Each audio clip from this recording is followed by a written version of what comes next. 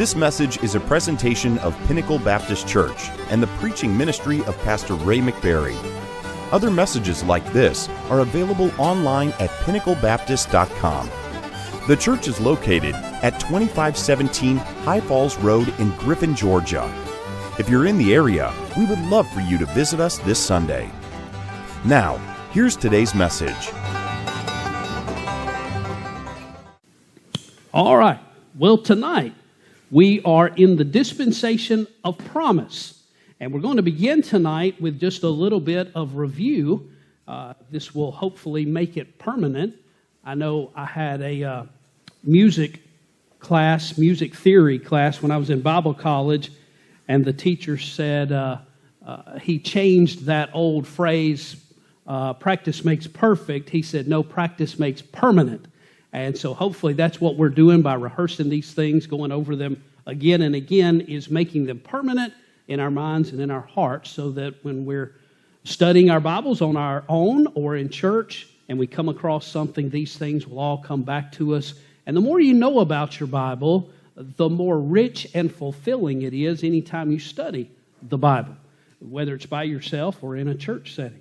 All right, so the first dispensation that we studied started with creation. Let's see, put it down here. And the dispensation that started with creation is the dispensation of what? Innocence. That's right. All right, now try to help me get these without cheating on the handout. See if we can get these just from memory. The dispensation of innocence, of course, Adam and Eve in the Garden of Eden. And what event ends the dispensation of innocence? That's right, getting moved out of the garden. I'm actually going to put the fall right here. That's the fall of mankind. That was their fall into sin. And, of course, that was the reason they got kicked out. All that happened the same day. So the dispensation of innocence ended with the fall of man. That then started the next dispensation, which is the dispensation of what? What, Miss Pat? Conscience. That's right. Very good. All right.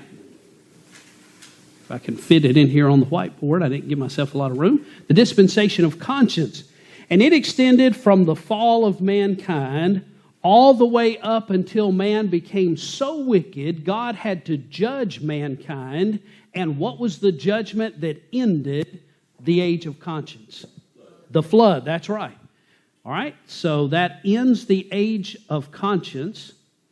Noah and his family came off the ark, and God, at that moment, instituted the next dispensation and also instituted a new he ordained a new institution, a government, a human institution. I just gave it away, didn't I?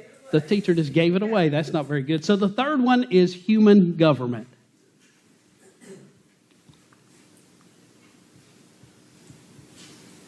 All right. So civil government or human government is the third dispensation. And of course, God started that. The first law that he gave man for the institution of human government was, whoso sheddeth man's blood, by man shall his blood be shed. So capital punishment.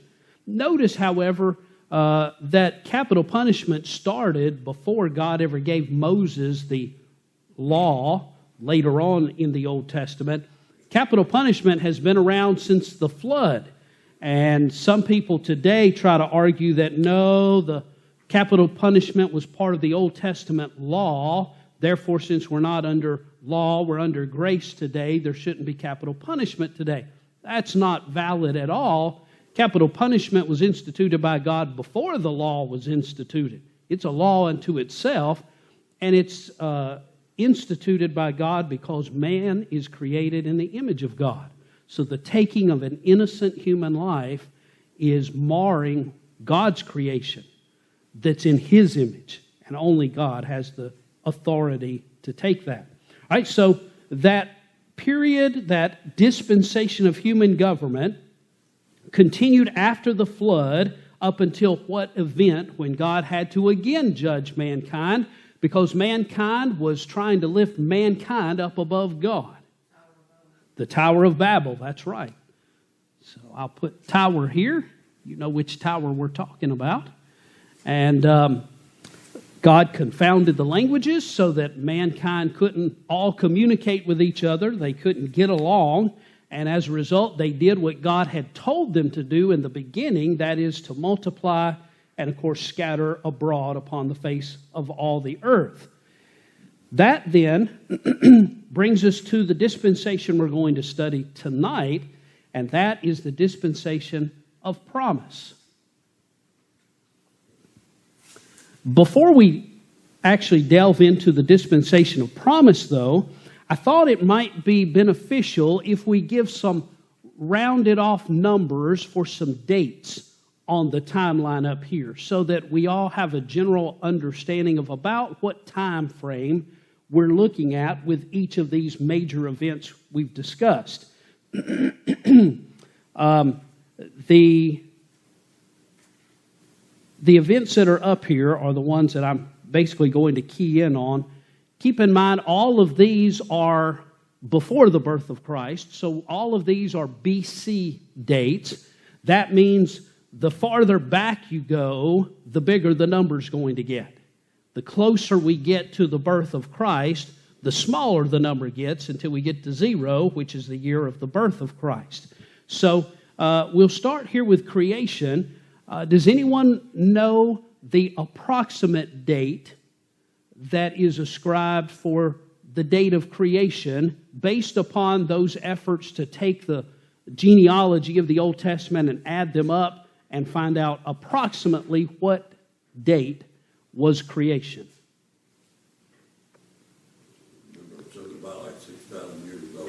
It was 6,000 years ago, so that means since we've got 2,000 years in the AD part of the timeline now in history, it would have been 4,000 BC. So Uncle Milton's right. If you go by Archbishop Usher, who took all those years of so-and-so begat so-and-so and lived so many years, and you add all of those up, he came up with a date of 4004 BC. Again, all of these are BC, before Christ. If you look at a modern history textbook that tries to erase Christ, it'll say BCE, before the current era, because they're trying to get away from using Christ's title there. But about 4004 BC or 4000 BC for creation. We don't know how long Adam and Eve were in the Garden of Eden before the fall of mankind, so we're not going to try to put a date for that. But the flood took place using those same genealogies and chronology in the Old Testament somewhere around about 2400 BC for the flood. That's a rounded off number just to make it easier to remember. The next major event on the timeline is going to be God dealing with the particular individual we're going to talk about tonight in the age of promise. So it's going to be after the Tower of Babel, and this is going to be Abraham. That's right. God's dealings with Abraham are approximately 1900 BC. And we'll put an ending date for this a little later before we leave tonight. But that gives you some idea of the different years that we're looking at on the timeline, remembering that they're all before Christ, so the farther we go along, the smaller the numbers are getting. All right, so here we are in the dispensation of promise. We'll follow the same outline that we have for each of these time periods. So the first point under this outline is, what is the time period that's covered for the age of promise? It goes from, it begins with the Tower of Babel, and it goes until the event, I'm going to put Mount Sinai. It's when God gave Moses the 10 Commandments. Now, I think in the brochure that you have that I gave out the first night, they use, I think, the Exodus as the ending for the age of promise. I don't remember exactly what event they used, but I view the ending of the age of promise, the dispensation of promise, as when God gave Moses the Mosaic Law, the Ten Commandments. Because the next dispensation we talk about in the Old Testament is going to be the dispensation of law. And so it was given on Mount Sinai, so that's what I put for the ending date there.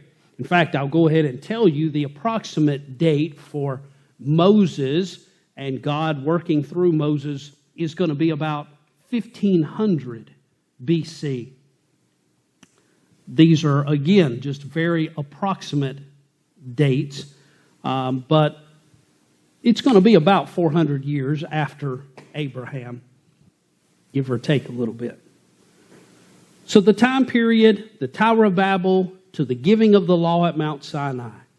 As far as the situation or the circumstances that are unique to this time period from those that were before that, some of the unique situations are that during this time period after the Tower of Babel, we have all of the people doing like God had told them to do originally after the flood, multiplying and spreading out, scattering all over the earth. So this results in the beginning of nations. So if you want to note that in your outline under situation or circumstances, it's the time period for the beginning of nations. And if you read the genealogy in Genesis chapter 9 and 10, you see the genealogy of Noah's 3 sons. And Genesis chapter 10 is usually called the Table of Nations. We mentioned that last week in our study. But it's the beginning of nations.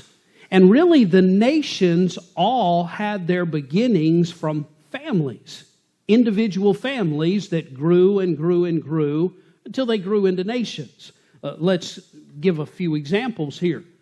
First of all, tonight, of course, we're going to be studying about Abraham, and Abraham's descendants of promise are today known as what group of people? What nation of people? God's chosen people. The Israelites, okay? So we have Abraham, and he's the father of the Israelites. His nephew Lot, by the way, had 2 sons, and his 2 sons both became the father of 2 separate nations. Excuse me. His 2 sons became the father of the Ammonites and the Moabites. By the way, Abraham had another son besides Isaac, who was the one through whom the Israelites came. We're going to talk about this a little bit later on. Who was Abraham's other son that he had, not with Sarah, but with the handmaiden Hagar? What was his son's name? You remember? That was born to Abraham's handmaiden. Ishmael. And so we have the Ishmaelites. You say, well, I don't know of any Ishmaelites that are mentioned after the Bible, where they are the ones who eventually became a lot of the Arabs speaking people that are in the Middle East today, are the descendants of Ishmaelites. Then later on, we're going to have Jacob and Esau. Jacob, of course, becomes the father of the Israelites too, but his brother Esau, his offspring, his family, become a nation that's around all throughout the Bible. Anybody remember the nation that came from Esau? You got it right, the Edomites. And so there's Esau, Edomites. And this is, of course, just using these families that we're familiar with from the biblical narrative. But if you look at those names that are mentioned in the genealogy of Noah's sons in Genesis chapter 10, You really see the founding of all the early nations from ancient history in these early families. So we have, after the Tower of Babel, when they scattered, the families that went different places, they all became the genesis or the beginnings of the different nations of the ancient world, some of which are still around today. Now, on our outline for each time period, we've also talked about the main responsibility that God gave to mankind during each of these dispensations, at least the responsibilities that were different than the ones before that.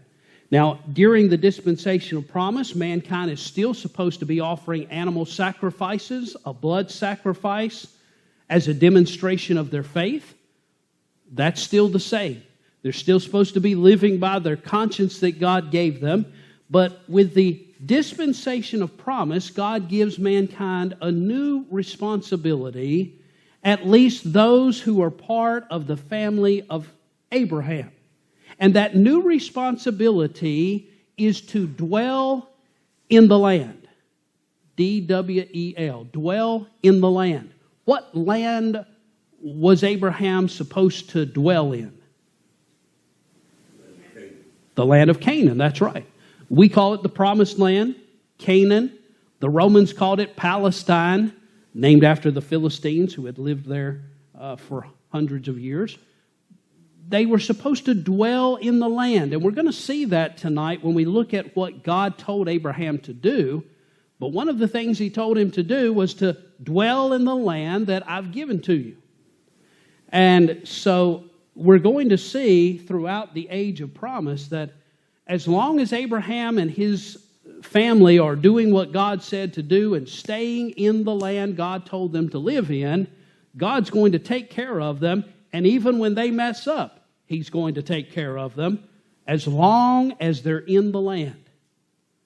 But we know through the story of Joseph and his brothers how he gets sold into slavery. He goes down to Egypt. He's eventually made the second man in all of Egypt. And during the famine that comes up, all of his brothers and even his father end up going down to Egypt to sit out the famine. But when the famine is over in Egypt, do they go back home to the land that God had told them was theirs? When the famine was over in Joseph's lifetime, did they all go back? No. What did they do? That's right. They were already in Egypt because they had come down there for him to make sure they were taken care of. But the land he had talked Pharaoh into giving to his family was the land of Goshen, which was the most profitable, the most well-watered, richest part of the land in all of Egypt. It was part of the Nile Delta, which was so fertile for growing things and, of course, raising their cattle and their sheep. So even after the 7 years of famine were over, they didn't go home. They did not go back to the promised land that God had given to Abraham, their grandfather. And as a result, they ended up sticking around in Egypt. So the responsibility God gave them to dwell in the land of Canaan, they didn't do it. So what was the failure then? Well, the failure is that they stayed in Egypt. They stayed in Egypt. That was the failure of this dispensation. They should, after the famine was over, they should have gone back up to Canaan, to the land God had promised them, but they didn't do that. They stayed in Egypt. That was the biggest failure of the dispensation of promise that we're going to see this evening. And then God has to institute a judgment upon them because they didn't go back. They chose to stay in Egypt. What happened to the children of Israel because they did not go back and instead stayed in Egypt? Bondage. That's exactly right. So the judgment of God was bondage. Very good.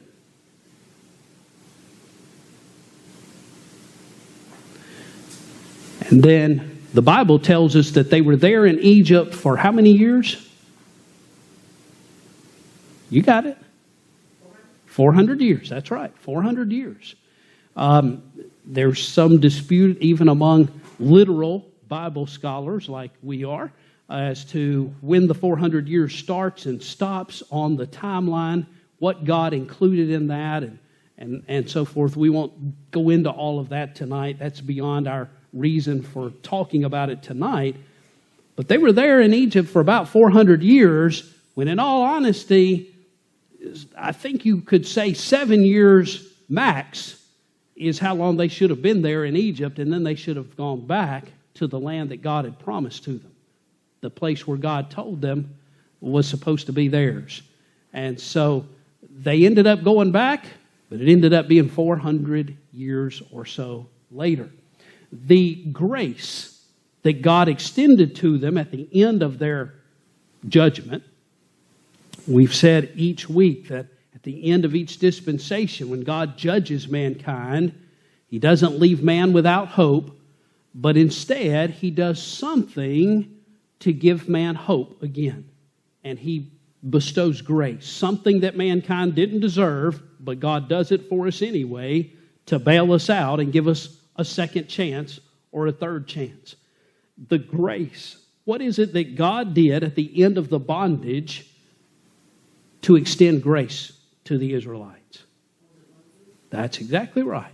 He delivered them out of bondage. So you can put Moses' name down if you want to, or you can put He delivered them out of bondage.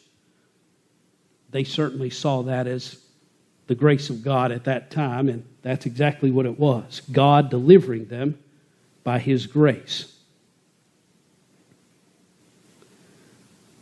Now, that is the overview of the age of promise. I want us to talk tonight, though, in the time that we have left, about some of the specifics that are related to the dispensation of promise. Because there are some very key individuals and some key events that take place during this time period on the timeline, and understanding them and how they fit with the rest of the Old Testament is going to help us to rightly divide our Bibles when we're studying one part or another of the Old or New Testament. So first of all, let's talk about the key individual in the age of promise. Who's the key individual in the age of promise? Abraham. Abraham is called by God. Now, Abraham, before his name was Abraham, was just simply Abram. That's right. And Abram did not originally live in the land of Canaan. Instead, Abram was in a city that was right down on the southern coast of modern-day Iraq. The civilization that at that time was known as Sumer, the Sumerians. You probably remember them from ancient history in your 10th grade history class, because the Sumerians were some of the first to develop a written language.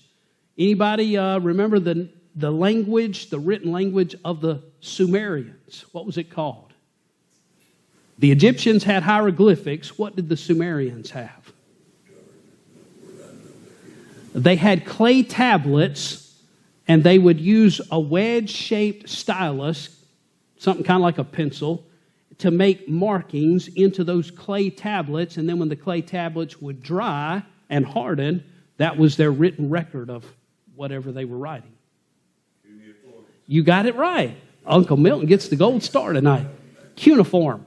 That was one of the earliest written languages known to mankind. Cuneiform is the written language of the Sumerians. That's where Abram is from. What specific city was Abraham living in when God spoke to him and told him to go somewhere else? Anybody remember the name of the city he was from? His hometown. It's got a great big long name. No, not really. It only has 2 letters. That's right. Sounds like a caveman talking, but that's the name of the city. U-R. God called Abraham to leave his hometown of Ur, and He told him to go to a place that he'd never seen.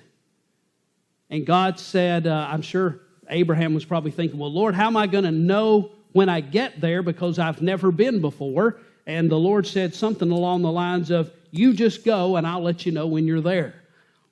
And so Abraham did what God said to do. He picked up, packed up, took his family, and they all headed out of Ur to a place they'd never seen before, had no idea where it was, where they were going, but they knew God was going to let them know when they got there. So he left Ur. They eventually traveled. Is anyone still copying anything down from the timeline here? Because I need to erase it to draw a map up here. All right, everybody's got what they need here. All right, I'm erasing this.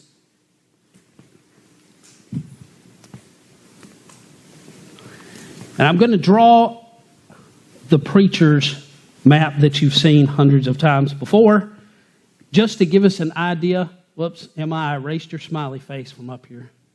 You'll have to redo it another time.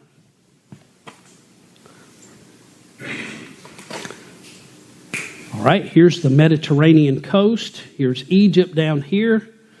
Here is the Dead Sea. Here's the Sea of Galilee.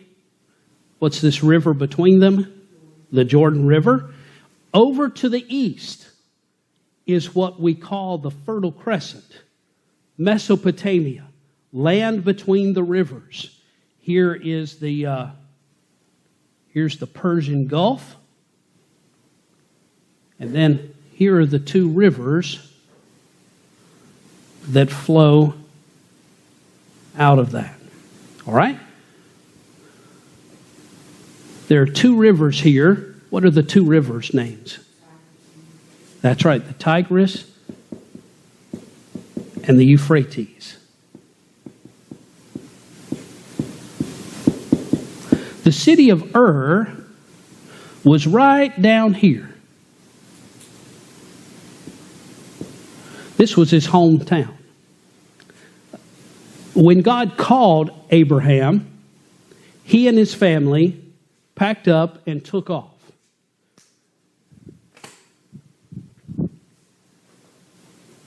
I'm going to use a different color here so you can kind of see the path they took.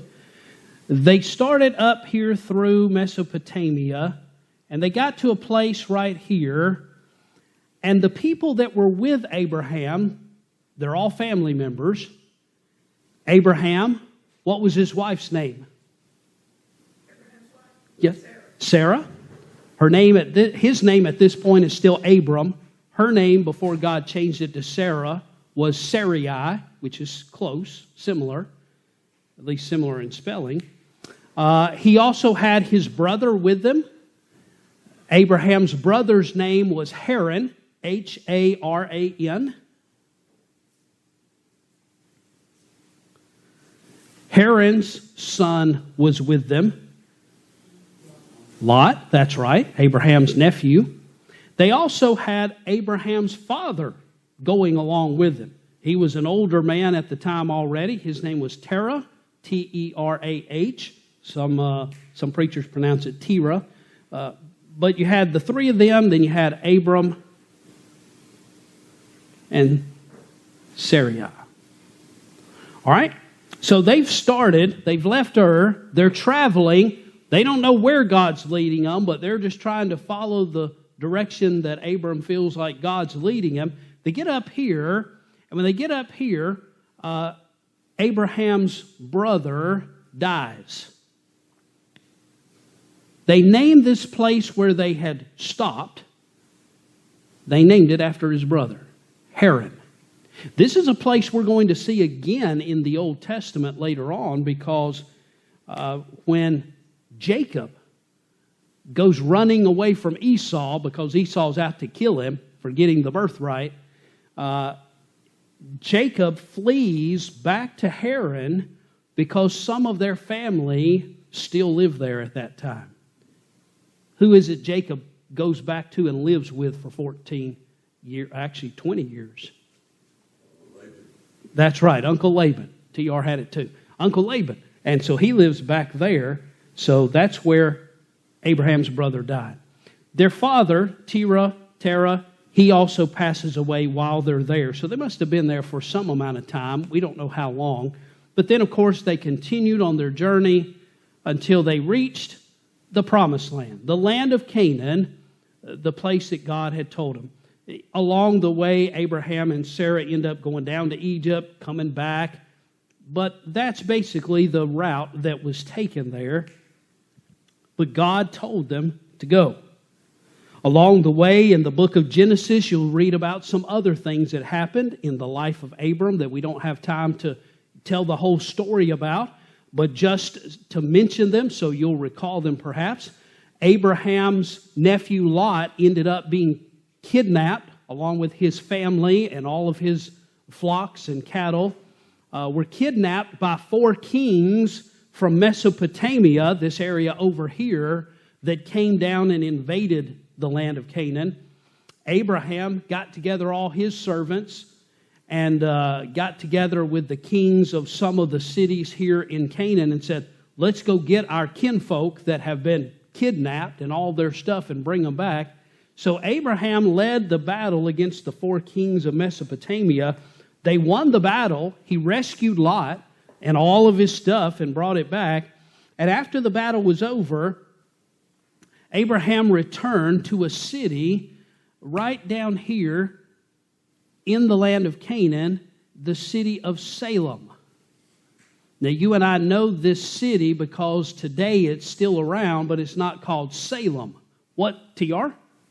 Jerusalem, that's right. So it's not Salem, it's Jerusalem that's around today. It's named Jerusalem because it's the city of the Jebus or the Jebusites.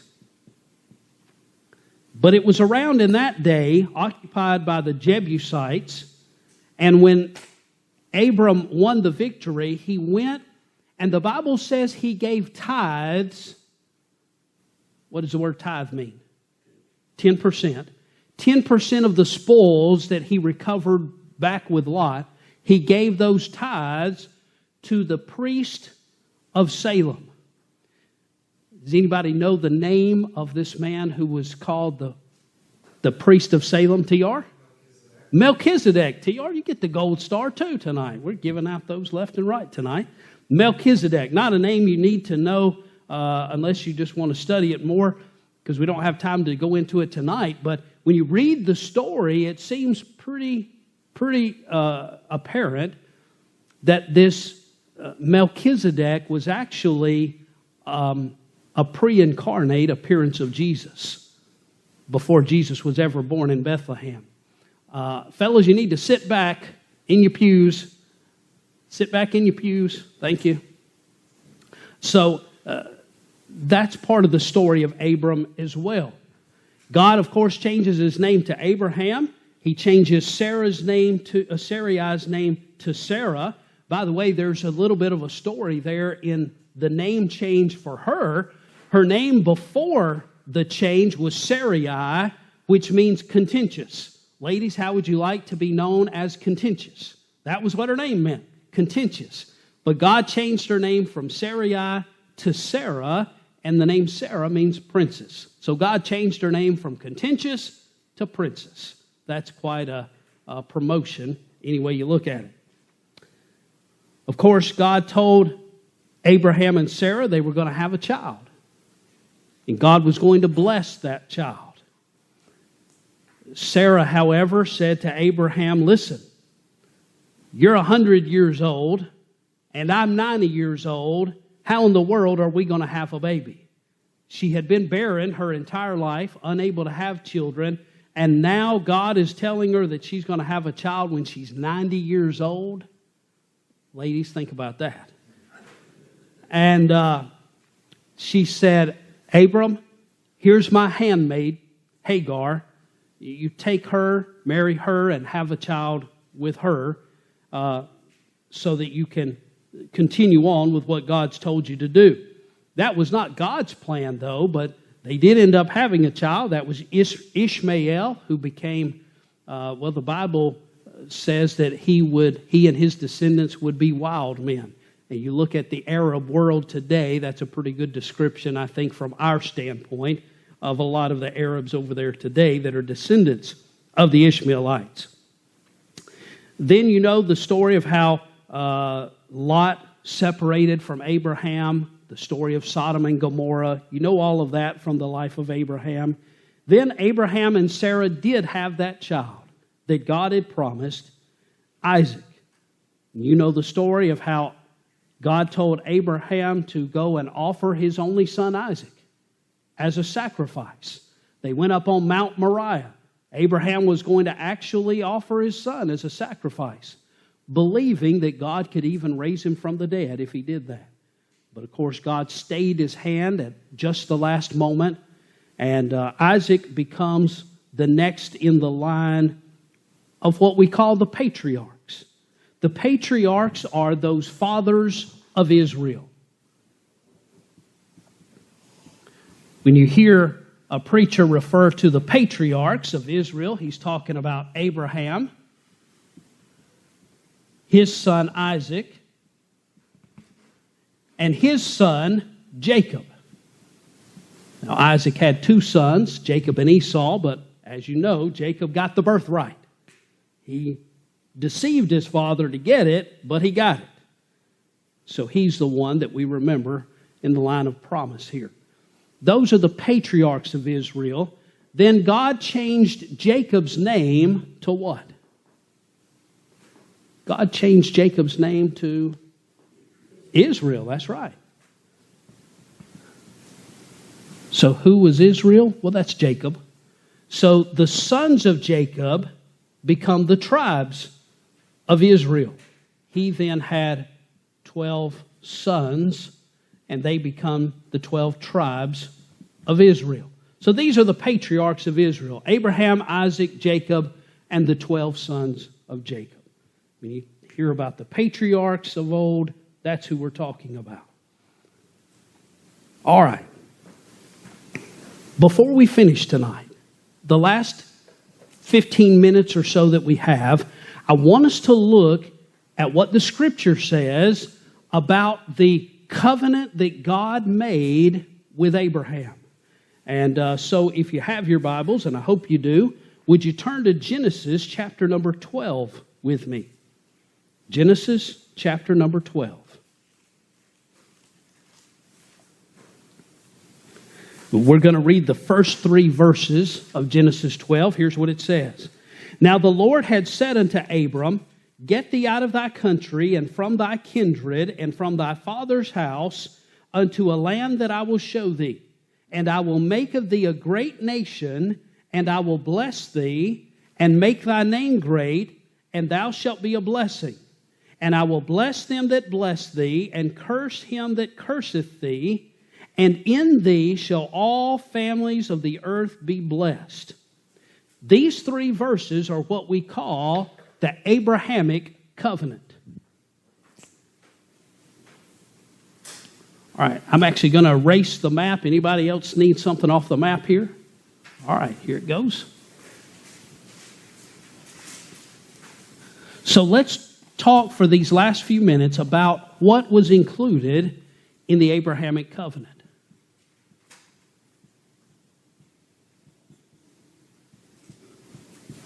Remember, a covenant is another word that really is just the same as the word contract. There really is no difference. So God made a covenant with Abraham, or a contract with Abraham. Excuse me. We've already seen in our study of dispensations one other covenant that God had made with someone else. What was the other covenant we saw? By the way, the other covenant is named after the individual God made it with, just like this one is the Abrahamic covenant. Well, I'll give you a hint. Who was in charge of things, humanly speaking, after the flood, when they first came off the ark? Noah. So the first covenant we saw was the Noahic covenant. The Noahic covenant was when God said, I will never do something again. What? Flood the earth with water. That's right. That's when he put the rainbow in the sky and said, this will be a reminder to you and to me that I promised you I would never again destroy the entire world with a flood of water. He's going to do it again one day, but next time it won't be with water, it'll be with what? Fire. That's right. So, now we have the Abrahamic covenant. We're going to see some other covenants as we continue our study for the next few weeks on dispensations and covenants. And there are two types of covenants that are mentioned in Scripture. Those two types of covenants are conditional and unconditional. Now, they actually mean exactly what the words imply. A conditional covenant means it's conditioned upon certain things. In other words, God says, if you do such and such, then I'll do such and such. That's a conditional covenant. If you'll do thus and such, then I'll do thus and such. An unconditional covenant is where God just says, listen, no matter what you do, I'm going to do this for you. So the Noahic covenant, God making a covenant with Noah that he would never again flood the entire earth with water, was that a conditional covenant or an unconditional covenant? Unconditional, that's right. If God had made it conditional and said, if mankind will do what he ought to do, I won't flood the earth with water again, guess what would have happened just a few hundred years later? There'd have been another worldwide flood. So the Noahic covenant was not a conditional covenant. It was an unconditional covenant. God said, I'm not going to do this ever again. Period. He wasn't saying if man does such and such, I won't do it. He said, no, I'm not going to do it. Period. End of discussion. So it was an unconditional covenant God made with Noah. The Abrahamic covenant. We just read these three verses, what were contained, the things that were contained in it. What are the different parts of the Abrahamic covenant that we read in these three verses? What's one part of the Abrahamic covenant? These three verses we just read. He said, well, first he said, I'll make your name great.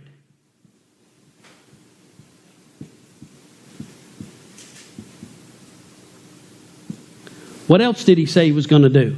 Bless. Okay, he said, I'll bless you. What else did he say?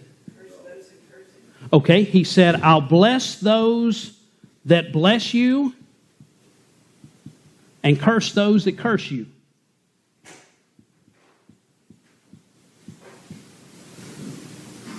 What else did he say? Okay, yes, sir, but I'm going to hold that one for the last. He also said he's going to make of him a great nation.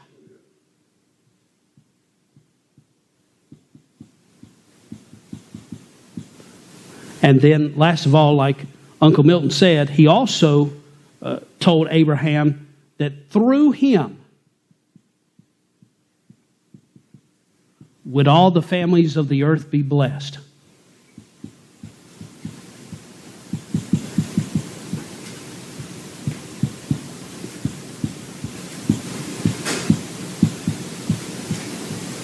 All right.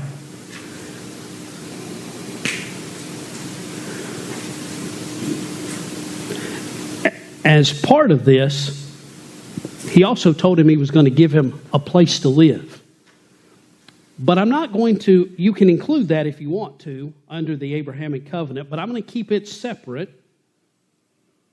because God treats the geography part of it kind of as its own separate covenant. So I'm going to keep it separate here, but you could include that God's going to give him a place to live. So these different things, has God made the name of Abraham great in the world? Well, yeah. I mean, both the Christians, the Jews, and the Muslims of the world all claim Abraham as the founder of those three faiths. So his name is probably the greatest name in the world other than Jesus Christ. he said he would bless Abraham. Did he bless Abraham? Well, sure did. His wealth and his cattle and his flocks grew and multiplied beyond anything he could have imagined. God said, I'll bless those that bless you. We see this in the life of Abraham because even when he was down in Egypt and not doing things he should have been doing and doing things he shouldn't have been doing, God was still blessing those around him just because they were taking care of Abraham. So God definitely has blessed those that have blessed Abraham. Number 4, God said he would make of him a great nation. He's actually made the nation of Israel probably the most talked about nation in the history of mankind over the course of world history. So God has made of him, through Israel, a great nation. And then last of all, through him would all the families of the earth be blessed. In what way have all the families of the earth been blessed because of Abraham? Was it just because he was a nice guy? No. Was it just because he was a real knowledgeable, intellectual fellow? No.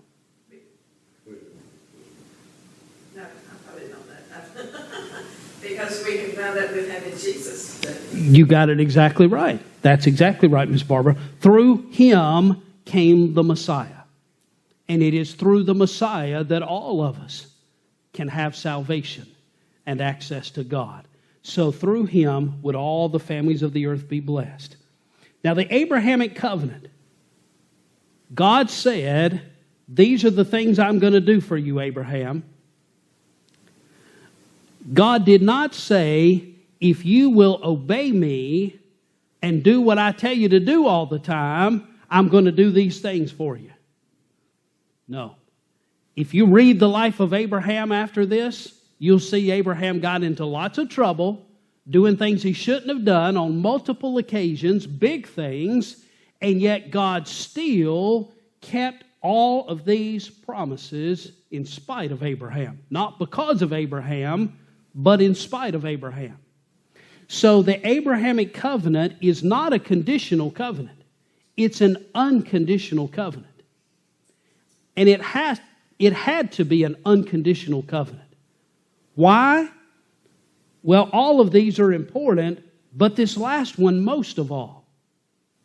Because if this had been a conditional covenant, and Abraham did what everybody else has done and blew it, the Messiah wouldn't come.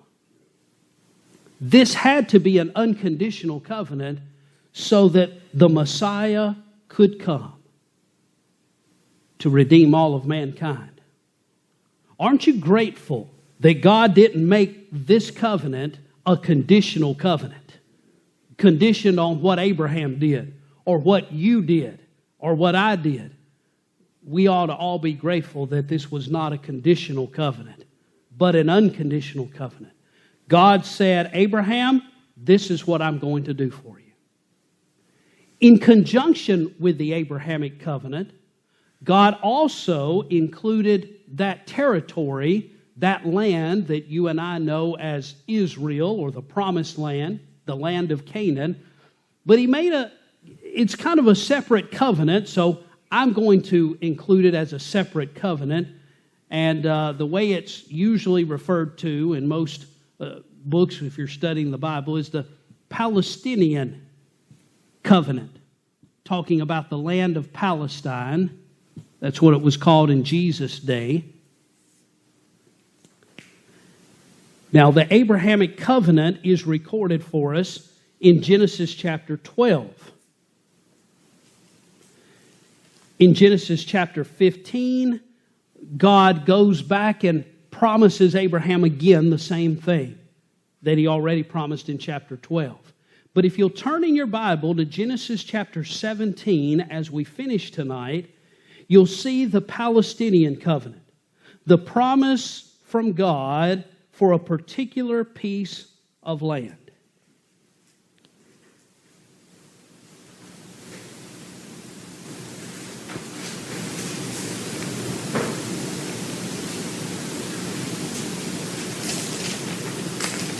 In Genesis 17, look down to verse 7. I will establish my covenant between me and thee, and thy seed after thee in their generations for an everlasting covenant, to be a God unto thee and to thy seed after thee.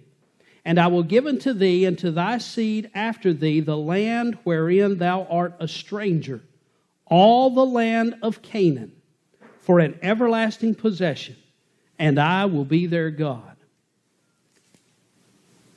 I'm looking back here because there's something else I wanted to point out to you.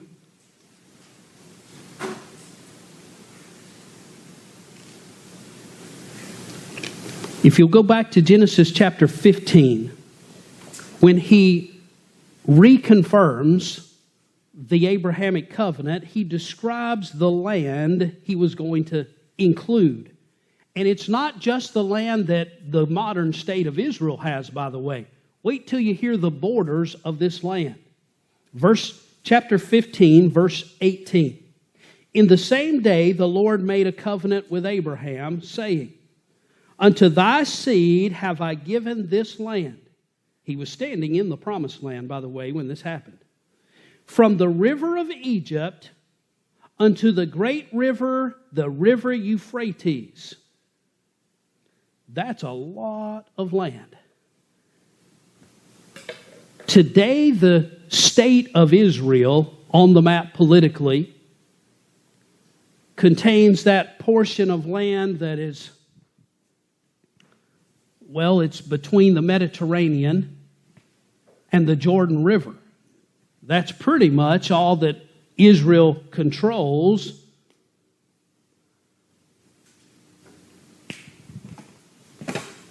Get the right marker here. There's the Dead Sea again, the Sea of Galilee, the Jordan River. The modern state of Israel is pretty much this territory right here. And yet God told Israel, He told Abraham, the land that was promised to him was from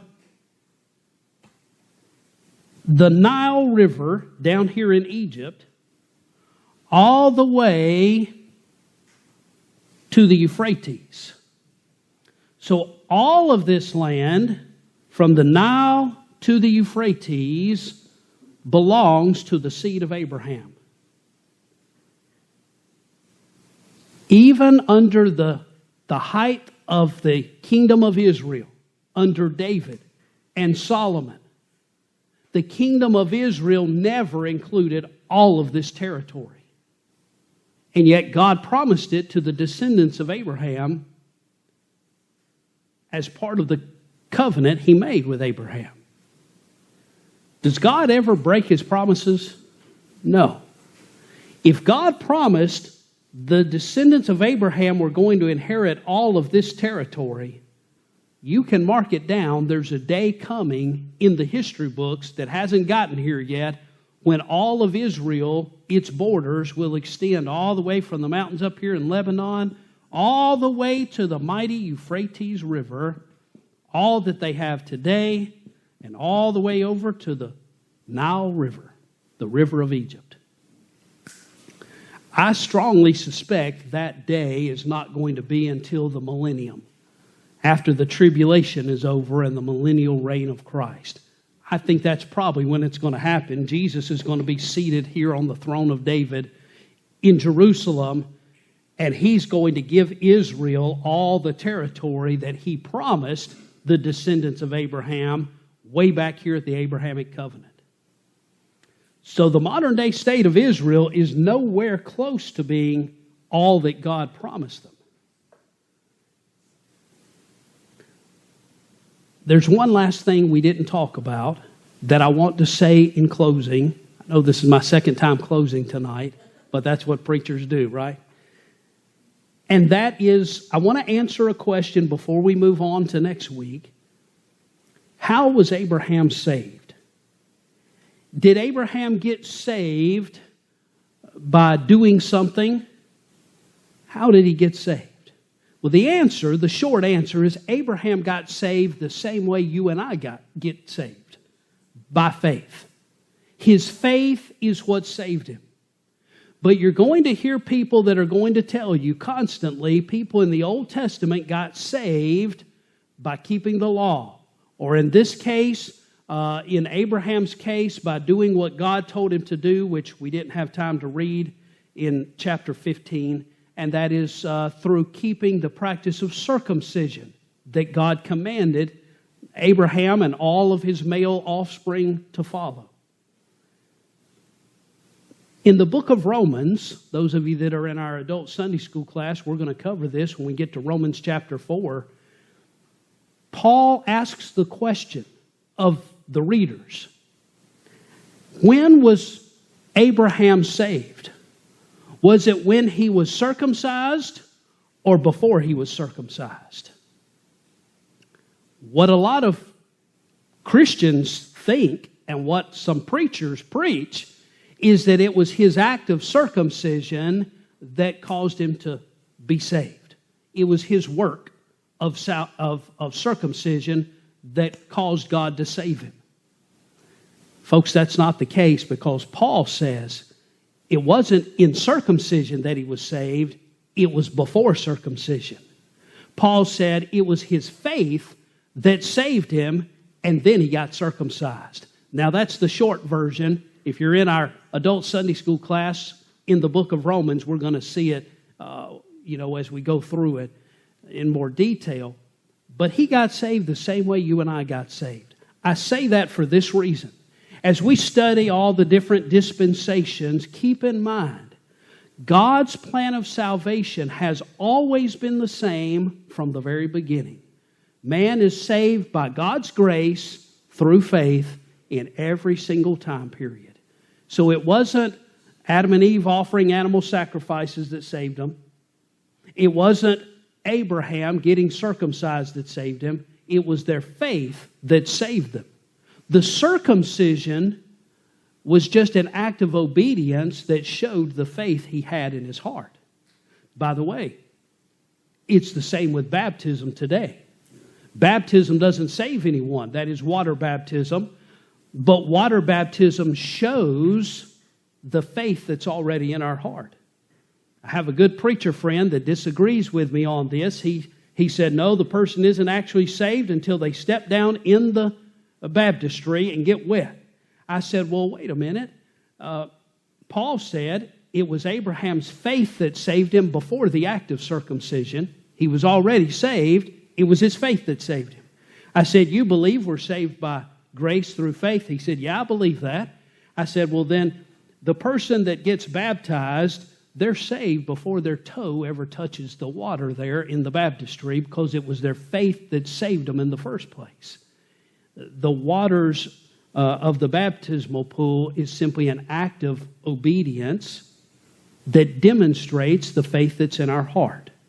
Just like with Abraham, circumcision didn't save him. God said he was already saved before that.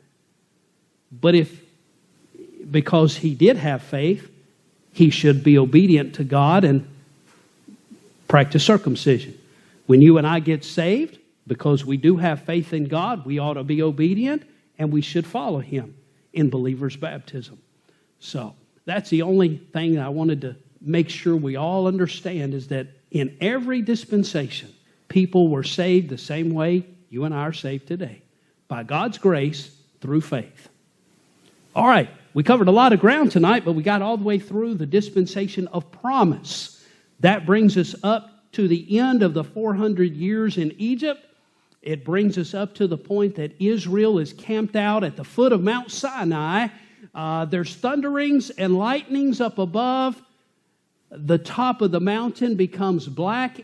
Smoke rises up as the very presence of God descends upon the top of Mount Sinai. And that's where we'll pick up next week for the next dispensation. Questions or comments tonight?